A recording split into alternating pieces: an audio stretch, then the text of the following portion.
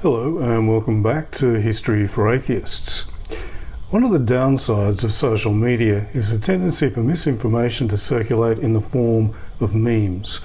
And unfortunately, there are some atheist accounts on Twitter, Reddit and Facebook whose content consists almost entirely of shared anti-religious memes. These are usually quotes about religion or damning claims about religious belief, but they often also include historical claims, including many of the ones that I debunk here on History for Atheists.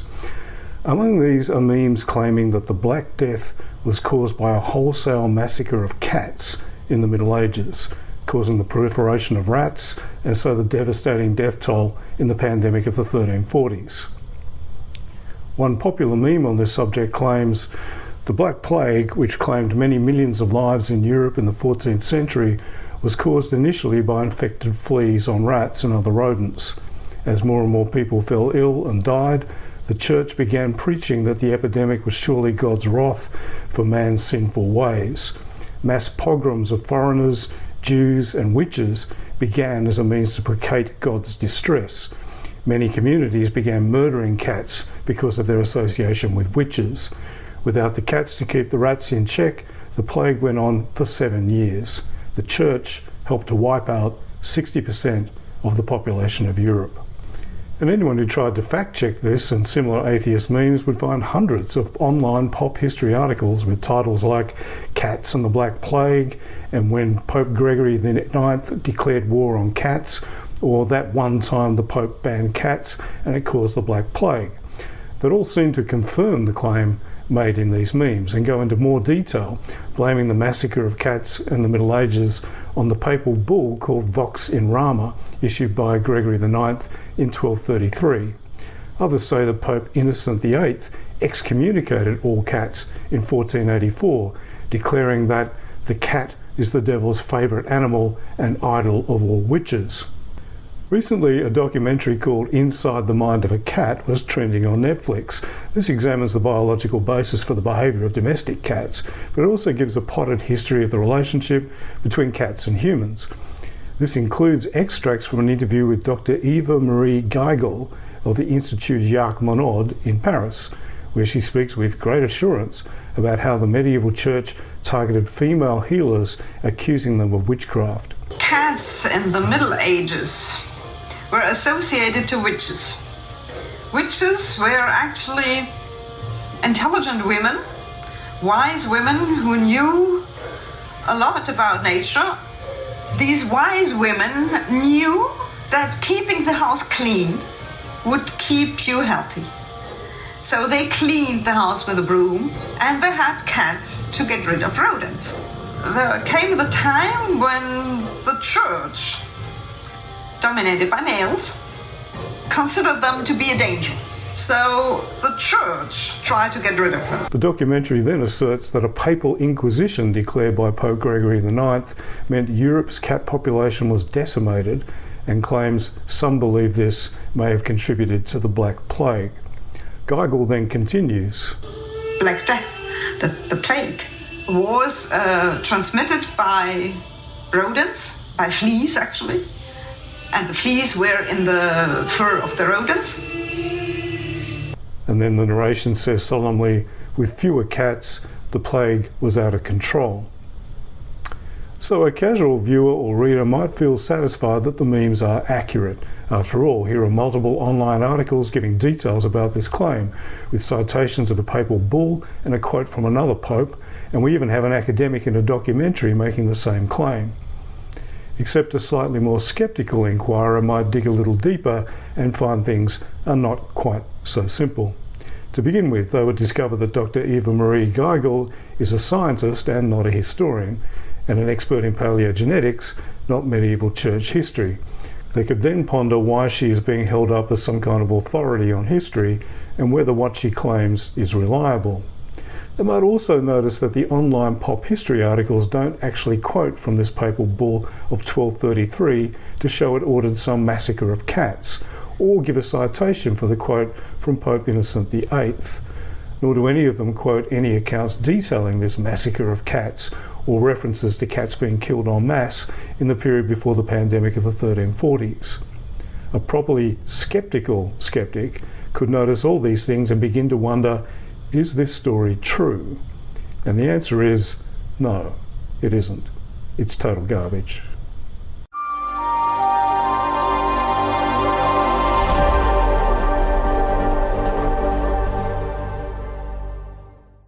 Let's take the claims made in the meme noted above in turn. Its first paragraph is more or less correct, but it uses the term that seems popular in the United States, the Black Plague, which historians more usually refer to as the Black Death, though at the time it was referred to simply as the pestilence, the dying, or the Great Dying. It certainly did cause the deaths of millions in Europe, though it began in Central Asia and spread into Europe and into the Middle East and North Africa, where it caused similar levels of devastation. Whether it was one disease or several is still a matter of debate, and it's possible that it was actually a triple pandemic of bubonic, septicemic and pneumonic plague. Recent DNA testing of victims' remains from plague pits certainly make it clear that forms of the plague, the Yersinia pestis bacterium, were the key pathogens involved. Plague in its various forms can spread in a number of ways, with pneumonic plague spreading person to person via airborne bacteria, and septicemic plague spreading that way or via bites from vermin such as fleas. Bubonic plague is certainly spread via animal vectors of this kind, so rats and other rodents spreading fleas would definitely have been a major factor in the spread of the pandemic. But so would other flea host animals, including dogs and actually cats. Whatever the causes of the disease's spread, the reason for the high mortality rate was fairly simple: a general lack of any natural immunity in the population of Europe. Despite the popular perception of plague being a normal part of life during the Middle Ages, the era was actually marked by a centuries-long period where the disease was not seen at all. After the major epidemic of bubonic plague in the 6th century and some recurrences of plague in the centuries immediately after, there don't seem to have been any such plague epidemics until the visitation of the Black Death in the late 1340s. Most of the medieval period was entirely free of plague, and as a result, few Europeans had any natural immunity when the 1340s pandemic hit. The plague revisited Europe periodically from the 1340s onward, usually at generational intervals, and then the 1660s saw another major outbreak. But increased levels of immunity meant these revisitations were not as devastating as the Great Dying of the 1340s. Obviously, no one had any clear idea of what caused the disease, and the Church certainly did attribute it to the wrath of God, the way natural disasters were then and often still are to this day. This did not mean there was no attempt at natural explanations for the disease by churchmen and scholars, who accepted that while it may be a manifestation of divine displeasure, it was still a natural phenomenon. In the absence of any understanding of germ theory, they fell back on the ancient Greek idea of miasmas, or bad air, as the cause.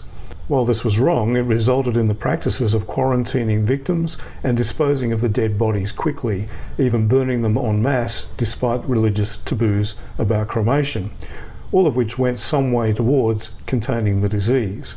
But as with any such epidemic in the pre-modern world, there was little else anyone could do other than let the disease run its course. The overall death toll is not clear, with modern estimates ranging from 45% of the population of Europe up to the 60% claimed in the meme. The final toll varied from region to region, with some isolated places being untouched, while in other areas whole villages were depopulated and abandoned completely. Large centres, which were also hubs for trade, seem to have been hardest hit, and cities such as London, Bremen, Milan and Florence certainly saw high death rates of up to 60% or more. It's important to note that Europe did not see higher casualties than other parts of Eurasia, and cities in the Middle East such as Cairo and Damascus saw similar mortality rates. Not surprisingly, there were many extreme reactions to the not inconsiderable shock of up to 60% of the population suddenly dying over the course of one summer. Later moralists claimed that the survivors and their descendants adopted levels of decadence and pleasure-seeking unknown before the Great Dying. The later 14th century saw fashions for tight clothing for women, short gowns and tight hose for men, new styles of music and dances, and a general appetite for a good time that may have been a reaction to the plague, though it's hard to tell if this really was some kind of swinging 1360s or just old moralists referring to some mythical previously moral tone the way old moralists always do. What is clear is that there was a definite religious reaction to the shock of the epidemic. Devotions focused on the suffering of Jesus became much more popular in the mid-14th century onwards, and depictions of the crucifixion became increasingly focused on both Jesus as a human being and on the gore and pain of the process of his execution. Images of death became increasingly commonplace, with memento mori, reminders of death, a theme in much popular religious art and literature. The popular story of three young men who meet three images of themselves in various stages of decay appears across Europe, and effigies on tombs were increasingly accompanied by images of skulls or even second effigies showing the deceased decayed and rotting. The theme of the danse macabre, a dance with death that would inevitably include everyone from the Pope and Emperor down to the lowest peasant, appeared in art, literature and songs. More extreme reactions included the revival of flagellant processions, movements of penitents who engaged in public displays of penance, including whipping themselves and each other, had been appearing periodically in Western Europe since the 11th century, but we see several very popular manifestations of flagellants in the wake of the plague. In some places these were spontaneous one-off acts of faith, but in Germany and the Low Countries they turned into a genuine movement that paraded from town to town and even went as far afield as England, where they didn't receive a great reception. As this movement became more organised and took on more of a defiant, political, apocalyptic and anti-establishment tone, the Church became less enthusiastic about it, and Pope Clement VI issued a bull condemning flagellants in 1349, which later popes reissued when the movement emerged again later in the century. But the most extreme reaction to the plague was seeking out and persecuting scapegoats. Medical wisdom of the time traced the plague correctly to an outbreak in Central Asia, which had spread via trade routes, and attributed it incorrectly to a combination of bad air and astrological alignments. But many people wanted someone local and immediate to blame and punish, and some soon found culprits, predictably enough, among marginalised groups. Lepers, or really anyone with any obvious skin condition, including psoriasis or even chronic eczema, were among the first victims of lynchings and pogroms. But anyone seen as an outsider were sometimes caught up in a frenzy of revenge, so foreigners, travelling friars and preachers, Romani people and religious pilgrims were all blamed and in many cases persecuted, beaten or killed. The group most often scapegoated were Western Europe's Jews, given that they were a separate non-Christian community that was very easily identified. Pogroms against Jews broke out mainly in the Rhineland in Germany, which had seen large-scale murders of Jews in earlier manifestations of mass hysteria, such as the beginning of the First Crusade in the 1090s. So hundreds of Jews were massacred or burned alive in Strasbourg in 1349, but there were similar pogroms elsewhere in Europe, including Toulon in France and Barcelona in Spain. Of course, the meme above is keen to blame the Church for these massacres, but actually the Church spoke out quite strongly against them and instructed local authorities to suppress them. Pope Clement VI again issued two papal bulls, first on July 6, 1348, and another on 26 September 1348, condemning the pogroms and forbidding the persecution of Jews. Modern Jewish accounts often claim that Jews were targeted because they had better hygiene than their Christian neighbours, and so suffered much lower mortality in the epidemic.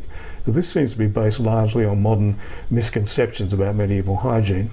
Contrary to popular belief, all medieval people washed their hands before meals, washed and bathed regularly, if not daily, and washed dead bodies before burial. So these practices were not unique to medieval Jews. Clement VI's first bull also counters any claims that Jews could have been held responsible for the plague by noting that the Jews were dying as rapidly as everyone else, which indicates that the Jews did not have some kind of lower mortality rate anyway. So the meme's claim that certain people were targeted as scapegoats is correct, but the implication that this was due to encouragement by the Church is not. However, it should be noticed that one group that is missing from the accounts of victims of these revenge attacks is witches.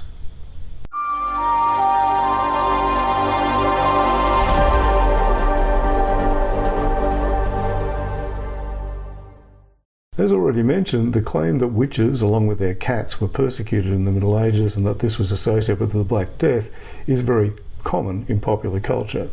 Dr. Geigel makes this claim in the documentary noted above.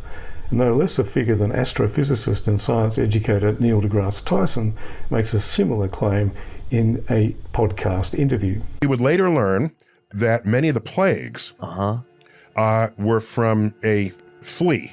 So the flea would get infected and would bite you, and you'd get the plague. Okay. The plagues have killed more people than practically more than wars. Okay. Oh, wow. All right. So now watch what happens. Where did the fleas come from? We would later learn they came from rats and mice. Yeah. So if your house had rats or mice, and mice were common, look at old Renaissance paintings. There's mice in the corners of the paintings. It's really funny just to see this. All right, so now watch. If you owned a cat, you didn't have mice. So you didn't get the plague. You didn't get the plague. No, wait a minute. Who owned cats? Well, there are many women that own cats. So women didn't get the plague, and they were therefore sorcerers. They were witches. Damn. Witches. And some of them are. And you still associate a cat with a witch. Yeah. To this day. To this day. Unfortunately, like Geigel, Tyson is not a historian, and he's also a repeat offender when it comes to badly misrepresenting history, particularly medieval history. Once again, the lesson here is to not get your understanding of history from scientists, however confident their declarations. Contrary to the claims of these non-historians, depictions by Hollywood and widespread popular belief, the idea that alleged witches were regularly victimised by the church in the medieval period is largely incorrect. The heyday of the witch craze came much later, with its peak in the 16th and 17th centuries. The position of the church for most of the Middle Ages, on the other hand, was that witches did not exist, and even that it was sinful to claim that they did. This changed in the last 2 centuries of the Middle Ages, but this change seems to have been, at least in part, a reaction to the Black Death, and only came much later in the 14th century. Fear of supposed witches does not manifest itself in any substantial way until long after the plague of the 1340s, and there is no official church acceptance of the existence of witches until 1484. So while there's plenty of evidence for pogroms against Jews in the wake of the plague and clear evidence of revenge against other marginalised groups, there is no evidence at all that witches were blamed. Which brings us to the claim about massacres of cats. I'm sure Dr. Geigel, who speaks with such confidence about witches and cats and the Black Death in that Netflix documentary, is an excellent geneticist. But her claims about witches being persecuted in the period before the Black Death are complete nonsense, as is all her stuff about these imagined witches being wise women because they kept cats and knew how to use a broom. Both cats and brooms were pretty widespread in medieval Europe and not confined to fantasy fiction healers in the woods, despite Dr. Geigel's assurances on the matter. So the story that the stupid medieval people, at the instigation of their even more stupid clergy, killed thousands of cats and so died in even greater numbers during the epidemic as a result, is popular and widespread.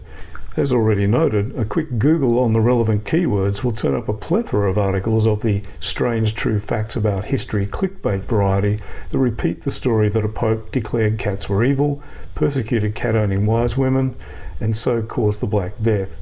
These articles are marked by a total lack of any reference to source material substantiating the claims about a general medieval massacre of cats, a lack of any references to historical analysis of the Black Death, or if they have any references to the latter, a lack of any such references that actually mention any massacre of cats.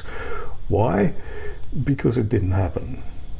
The whole story is one of those pseudo-historical urban myths that keeps getting repeated despite the fact it's complete nonsense. And it gets repeated because it feels right to many people. It makes our ancestors look stupid and so makes us feel smart. It blames the medieval church for something that popular culture says is the kind of thing that the medieval church would do. And it's a nice story with an ironic ending. So no one actually bothers to check on one rather important element. Is it actually true? The few versions of this story that bother to give anything like some substantiation to the claim say that cats were declared servants of evil by Pope Gregory IX in 1233, or even that he declared that they should all be killed. That sounds highly specific and substantial, though some might notice that 1233 is over a century before the first appearance of the Black Death in 1347, and wonder why it took this long for any supposed cat massacre to cause the plague. Other versions of the story say the antipathy towards cats began with Gregory IX's papal bull and then grew until the lack of cats in Europe made the plague particularly catastrophic. But did Gregory IX declare all cats evil and order their destruction?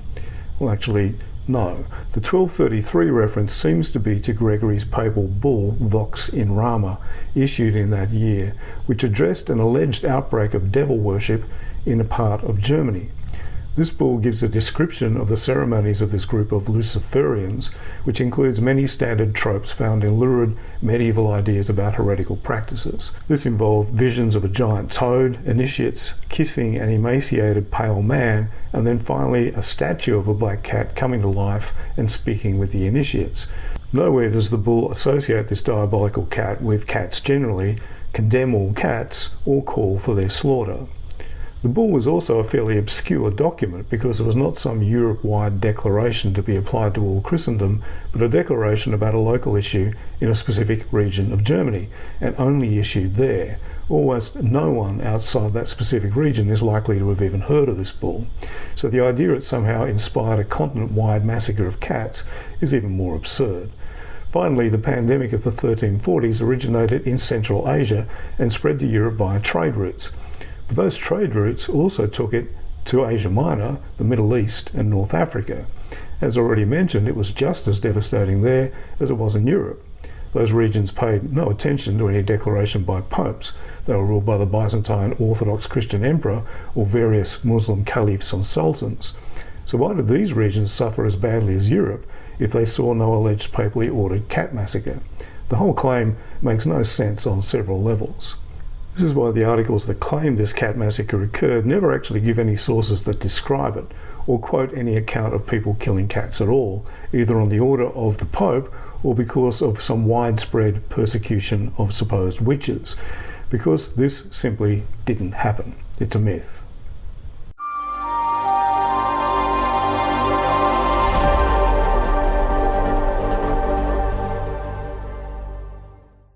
So where did this myth begin?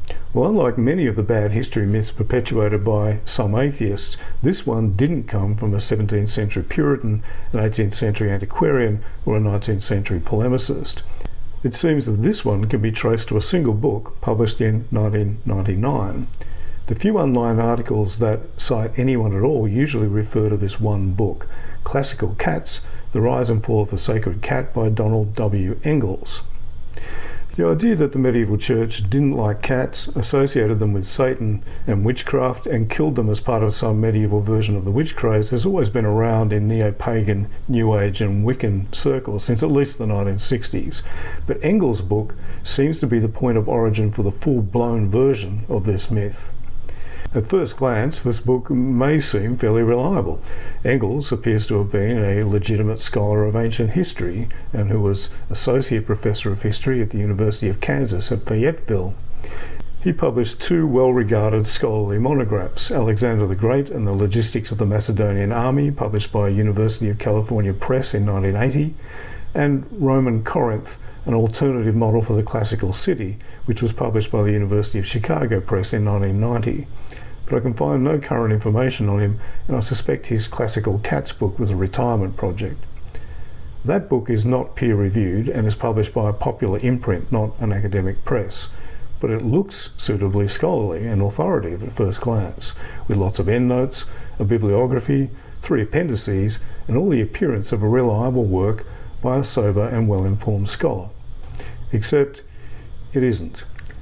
It's certainly clear from the book that Engels likes cats, but it's also very clear that Engels does not like Christianity or the Middle Ages.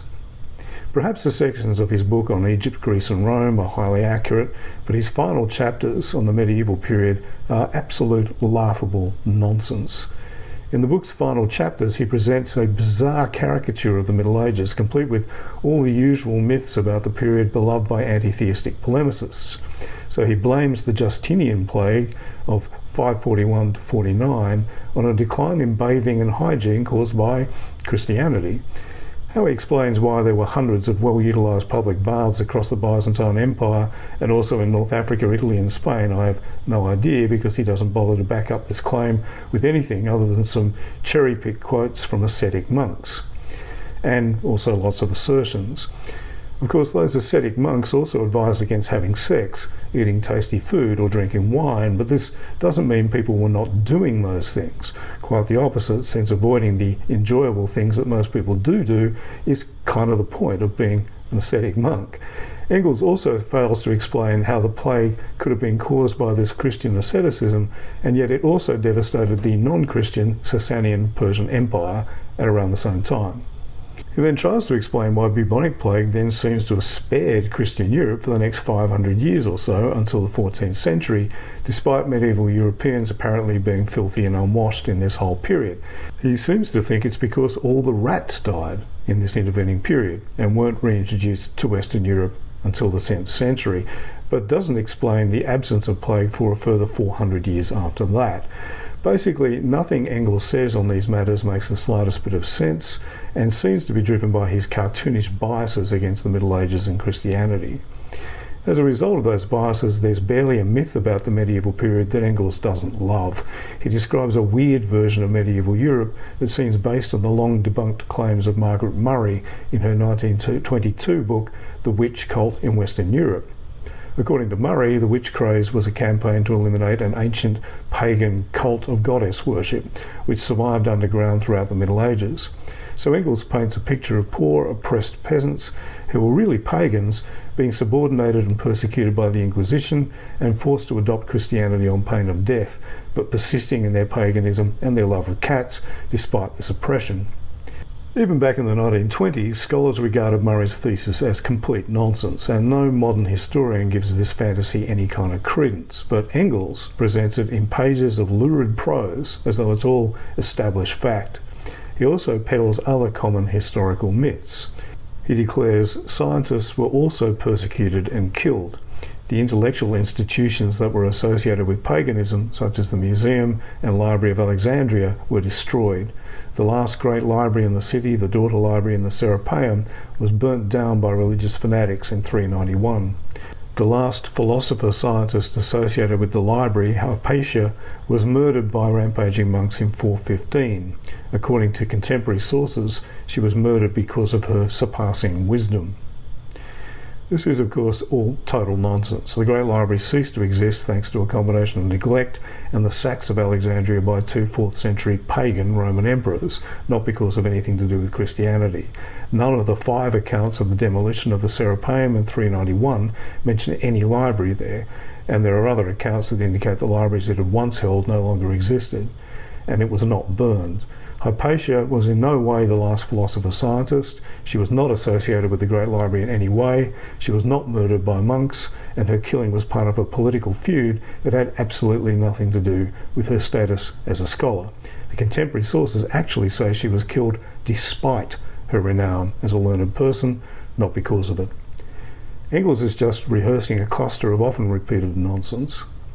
So not surprisingly, when he gets to the climax of this part of his book, he's big on assertions and lurid proclamations and light on anything remotely resembling evidence. He gives some patchy references to cats being associated with the devil and to later association of cats and witches, though he jumps all over a very long timeline while doing so, grabbing anything he can from across about 600 years and projecting much later evidence from the post-medieval witch craze of the 16th and 17th centuries back into the Middle Ages before the Black Death. As we've already seen, there was some association of worship of and kissing of an apparition of a black cat in medieval accounts of alleged devil worship. Sir Walter Map's Nugis Curialium gives a lurid and pretty fanciful account of the supposed ceremonies of devil worshippers, apparently given by ex-cult members.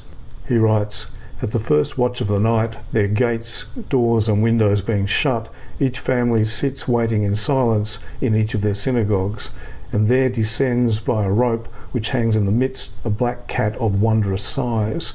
On sight of it they put out their lights and do not sing or distinctly repeat hymns, but hum them with closed teeth, and draw near to the place where they saw their master feeling after him, and when they have found him they kiss him, The hotter their feelings, the lower their aim. Some go for his feet, and most for his tail and privy parts. Then, as though this noisome contact unleashed their appetites, each lays hold of his neighbour and takes his fill of him or her for all his worth. This is pretty obviously not an actual cat that's being referred to, but Satan, or as Matt calls him, their master, in the form of a giant cat. So this tradition of Satanists worshipping him in the form of a black cat is also found a few decades later in the papal bull already discussed, Vox in Rama. In it, Pope Gregory gives an account of the supposed practices of the German devil worshippers he was condemning. The following rites of this pestilence are carried out. When any novice is to be received among them and enters the sect of the damned for the first time, the shape of a certain frog or toad appears to him. Some kiss this creature on the hindquarters and some on the mouth, and they receive the tongue and saliva of the beast inside their mouths.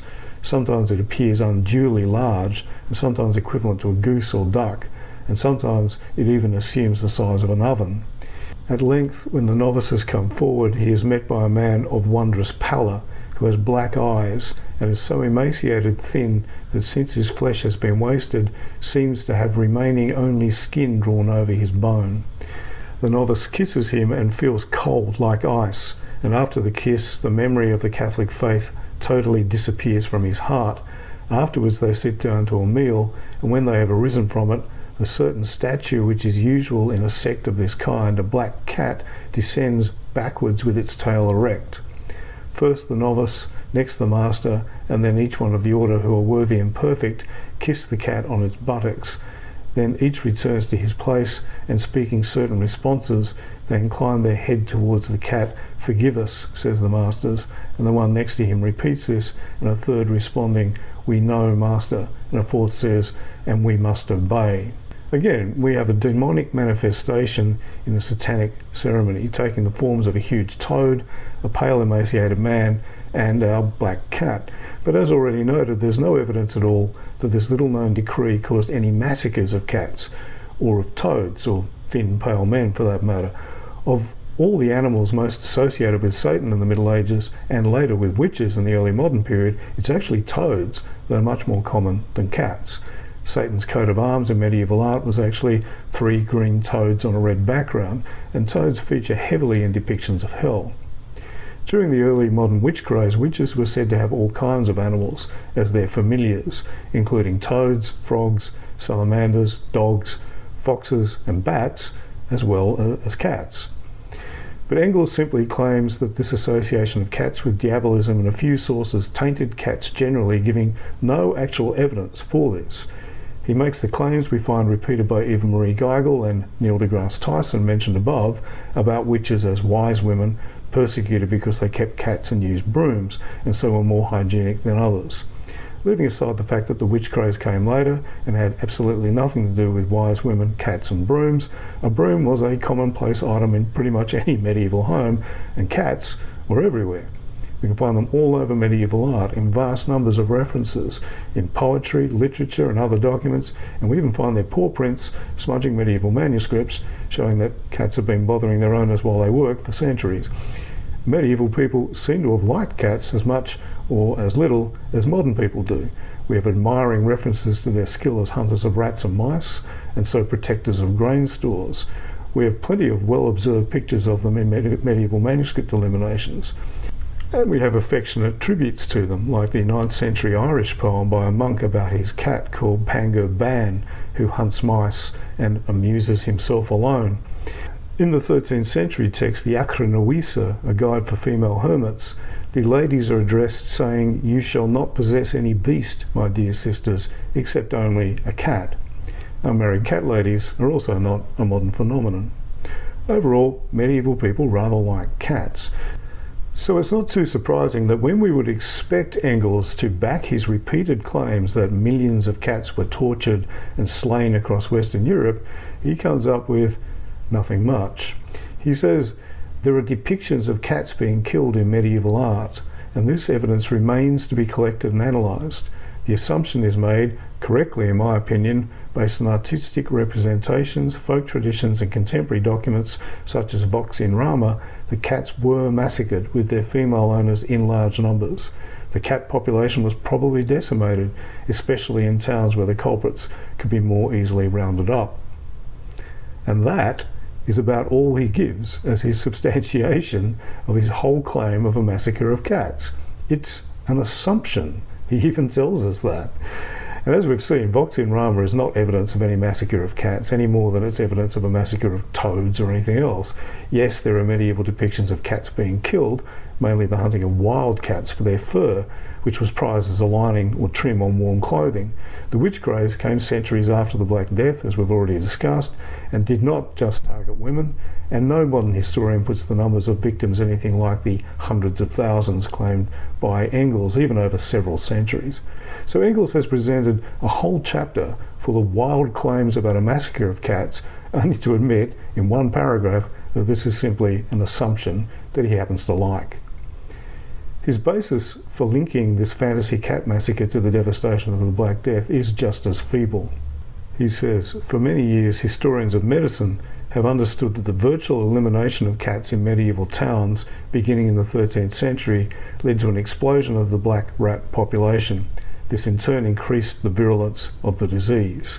But have historians of medicine understood this for many years? Just a page earlier, Engels has admitted this virtual elimination was actually just an assumption. So who are these historians of medicine? He now claims are very certain that this happened and increased the impact of the Black Death. He gives a citation for this claim of Lois N. Magner, A History of Medicine, 1992, page 121. Which sounds authoritative until you actually check the reference. In a fairly broad summary of the 1340s pandemic and the recurrences of the plague in the following centuries, Magner gives a summary of some of the measures adopted to combat the disease. During later outbreaks of plague, secular and clerical authorities attempted to limit the spread of the disease with prayers and quarantine regulations. Of course, infected rats had no respect for either approach. By the 15th century, Venice, Florence, and other Italian cities had developed detailed public health measures. Less advanced states throughout Europe used the Italian system as a model for dealing with the epidemic disease. Unfortunately, well-meaning officials who formulated quarantine rules were ignorant of the natural history of plague. Some measures, such as the massacres of dogs and cats, were clearly counterproductive. So no, Magner is not talking about Engels' imaginary virtual elimination of cats in medieval towns. She refers only to local measures taken in towns hit by the plague, which in later outbreaks included killing stray animals. This was because these animals digging up and molesting the bodies of victims was thought to spread the bad air thought to cause the disease. So in the centuries after the Middle Ages, we do find some references to this kind of ordinance in response to plague outbreaks, but they seem to have been more aimed at dogs than cats. As historian Joseph Byrne notes, from the later 15th century, such observers as Marsiglio Ficino began blaming animals, dogs that molested corpses made the most sense, for spreading plague, probably through miasma in their fur. In Edinburgh in 1499, a city ordinance required stray dogs, cats and pigs to be killed in reaction to an outbreak of disease, and this law was repeated in 1505 and 1585. We find a similar reaction in Seville in 1581, in London in 1563, and then again in 1665, where the victims were again mainly stray dogs rather than cats. Daniel Defoe's book, A Journal of the Plague Year, mentions the culling of stray dogs and cats in London in 1665. Though, once again, all this evidence is, as Magner says, all from later outbreaks of the plague and not from the time of the Black Death. Yet again, something that happened later is being hugely exaggerated and then projected back onto the Middle Ages. Engels finishes his book with a flourish, declaring Pope Innocent VIII officially excommunicated all cats and decreed any that were found in the possession of witches should be burned along with them. Again, that sounds pretty categorical, but again, if we follow the citation in Engels' endnote to this sentence, we get a paper not by the historians, but by two paleontologists. These scientists claim this excommunication happened in 1484, but wrongly attributed this alleged excommunication to Pope Innocent VII, who died in 1406, so they probably mean Innocent VIII, as Engels says. They in turn cite a Dutch author called Natgeboer and a book whose Dutch title translates as Humans and Pets. This does not seem to be a scholarly work and appears to simply repeat the supposed quote from Innocent VIII I referred to in my introduction about how the cat was the devil's favourite animal and an idol for all witches, except this quote can't be found in any document by Innocent VIII and appears to have been just made up. Yet again, Engels gives an illusion of scholarship, but his notes and citations lead absolutely nowhere. So this one very stupid book seems to be the origin of the myth. While there was some earlier vague idea about the church associating cats with the devil and claimed that they were killed along with witches, it seems to be Engels' strange little book that conflated a whole lot of myths and prejudices about the Middle Ages and the medieval church and mistaken and debunked ideas about the witch craze and medieval folk religion to create a complete fantasy story of a massacre of millions of cats and the devastation of the Black Death as a result. And so people who should know better, including certain scientists and some supposedly rational atheists, have lapped up this nonsense without bothering to subject it to critical scrutiny or even to think it through for a few moments. It's yet another example of bad history and a silly myth being presented as fact by people who are supposed to check these things but often don't. See you again here soon.